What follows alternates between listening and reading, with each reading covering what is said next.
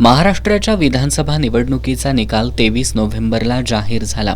त्यानंतर 26 नोव्हेंबरपर्यंत नवं सभागृह अस्तित्वात येणं गरजेचं असताना एकनाथ शिंदेंकडे काळजीवाहू मुख्यमंत्रीपदाची सूत्र देत महायुतीनं मुख्यमंत्रीपदासाठी गेली 13 दिवस ताकतुंबा केल्यानं महाराष्ट्राला कारभारी कधी मिळणार असा प्रश्न उपस्थित होता.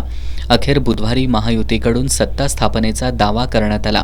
भाजपच्या गटनेतेपदी देवेंद्र फडणवीस यांच्या नावावर शिक्कामोर्तब झालं आणि आज राज्याचे 21वे मुख्यमंत्री म्हणून देवेंद्र फडणवीस, उपमुख्यमंत्री म्हणून मावळते मुख्यमंत्री एकनाथ शिंदे आणि अजित पवार यांनी राज्यपाल CP राधाकृष्णन यांच्याकडून पद आणि गोपनीयतेची शपथ घेतली. या शपथविधी सोहळ्याला पंतप्रधान नरेंद्र मोदी, केंद्रीय गृहमंत्री अमित शहा, संरक्षण मंत्री राजनाथ सिंह, भाजपचे राष्ट्रीय अध्यक्ष JP नड्डा यांच्यासह केंद्रीय मंत्री, भाजप शासित राज्यांचे मुख्यमंत्री आणि विविध क्षेत्रातील मान्यवर उपस्थित होते.